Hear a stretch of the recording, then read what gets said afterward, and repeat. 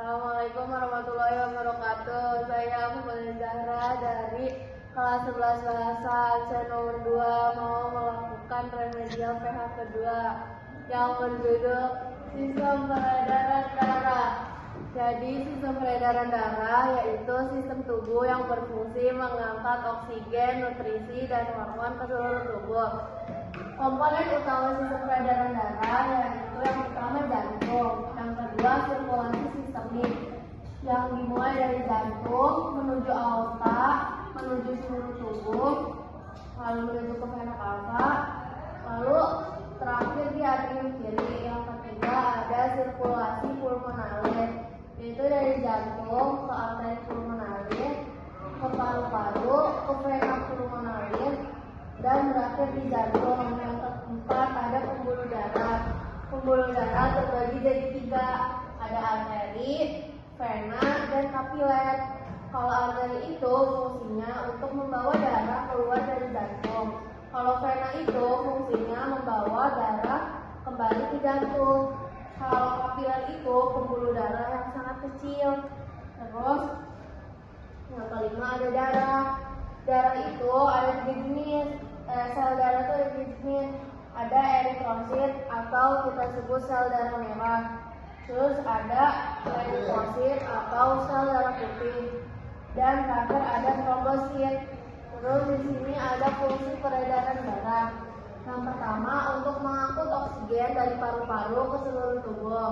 Yang kedua mengangkut nutrisi dari sistem pencernaan ke sel-sel tubuh.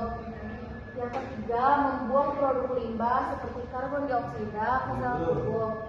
Yang keempat mengangkut hormon ke organ dari jaringan target. Terus yang kelima membantu menjaga suhu tubuh agar stabil. Dan keenam membantu melawan penyakit melalui sel darah putih. Selanjutnya ada kemampuan sel darah putih. Yang pertama ada gerak anemoid, yaitu kemampuan merayap, yang fungsinya untuk tidak berpatroli acak ketika bergerak menuju sinyal kimia dari area infeksi. Kedua ada fagositosin, yaitu kemampuan makan. Fungsinya untuk melahap atau menelan kuman, penyakit, atau sel rusak. Yang ketiga ada diapedesis, yaitu kemampuan kabur dari pembuluh darah, yang fungsinya untuk memungkinkan para sel darah putih untuk meninggalkan pembuluh darah dan jaringan yang sedang diserang infeksi. Selanjutnya ada perbedaan darah di arteri versus vena. Karakteristiknya itu darah, kalau darah di arteri itu darahnya bersih, kalau di vena itu darahnya kotor. Terus kalau misalkan tekanannya di arteri tekanannya tinggi dan di vena itu tekanannya rendah. Kalau misalkan dindingnya, kalau di arteri tebal dan elastis, sedangkan di vena tipis. Lalu katupnya, kalau di arteri itu gak ada katup, kalau misalkan di vena ada katup. Arah di arteri itu jauh dari jantung, sedangkan vena menuju ke jantung. Selanjutnya ini ada sel ciri dan fungsinya. Sel embryonisit yang ciri-cirinya bulat, cekung, dan tidak berisi. Fungsinya untuk mengangkut O2 dan CO2.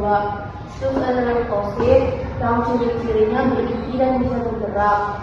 Fungsinya untuk melawan infeksi. Terus yang ketiga ada trombosit, itu ciri-cirinya tidak beraturan dan kecil. Fungsinya untuk mengumpulkan darah. Ini contoh-contoh, ini gambar-gambar ilustrasi dari yang dari sini tadi. Ini contoh sel darah merah, ini contoh sel darah putih, ini contoh trombosit. Terus cara menjaga kesehatan sistem peredaran darah itu dengan mengkonsumsi makanan sehat seperti buah-buahan, sayur-sayuran, dan biji-bijian. Terus yang kedua ada batasi asupan lemak jahat, garam, gula, dan kolesterol. Terus yang ketiga lakukan olahraga rutin. Terus yang keempat ada hindari merokok. Yang kelima pastikan cukup tidur, biasanya waktu tidur yang cukup selama 7-8 jam. Terus lakukan pemeriksaan kesehatan secara rutin. Sekian dari saya, terima kasih. Wassalamualaikum warahmatullahi wabarakatuh.